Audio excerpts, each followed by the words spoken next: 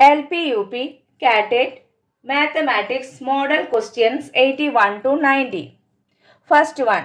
ഒരു വിദ്യാർത്ഥി a raised to m multiply a raised to n is equal to a raised to m plus n എന്ന നിയമം പ്രത്യേക ഉദാഹരണങ്ങളിൽ കൂടി സാമാന്യവൽക്കരിക്കുന്നു. ഇവിടെ ഏതുതരം ചിന്താരീതിയാണ് ഉപയോഗിച്ചത്? ആഗമനം. Second one. താത്വിക ജ്യാമിതിയുടെ പിതാവ് എന്നറിയപ്പെടുന്നത് ആരാണ്? യൂക്ലിഡ്. Third one. ഒരു പാഠഭാഗത്തെ ചെറിയ യൂണിറ്റുകളായി ഭാഗിച്ച് പാഠ്യപദ്ധതിയിൽ ഓരോ പ്രത്യേക ഘട്ടത്തിലായി ക്രമപ്പെടുത്തിയിരിക്കുന്ന രീതി എന്താണ്? സർപ്പിള രീതി. Fourth one. വിദ്യാർത്ഥികളുടെ ഉത്തരങ്ങൾക്ക് അധ്യാപകൻ അഭിനന്ദന വാക്കുകൾ പറയുന്നു.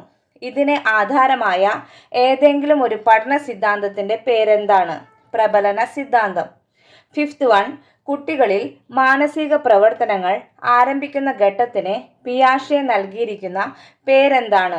ഇന്ദ്രിയ ചാലക ഘട്ടം. Sixth one. ഗണിത ക്ലാസ്സിൽ പഠനോപകരണങ്ങൾ ഉപയോഗിക്കുന്നതിൻ്റെ പ്രധാന ഉദ്ദേശ്യം? അമൂർത്തത കുറയ്ക്കുന്നതിന്. Seventh one. The joy of numbers എന്ന ഗ്രന്ഥം ആരുടേതാണ്? ശകുന്തള ദേവി. Eighth one. ഗണിതത്തിലെ വാർഷിക പരീക്ഷ ഏത് ഇനം വിലയിരുത്തൽ ആണ്? പഠനത്തെ വിലയിരുത്തൽ. Ninth one. ഏത് ഗണിത ബോധന രീതിയാണ് അറിയാത്തതിൽ നിന്ന് അറിയുന്നതിലേക്ക് നീങ്ങുന്നത്? അപഗ്രഥന രീതി. Tenth one. ഗണിതത്തിൽ കുട്ടികൾക്ക് നേരിട്ടുള്ള അനുഭവം നൽകുന്നതിനുള്ളതാണ് ഫീൽഡ് ട്രിപ്പുകൾ. Thank U.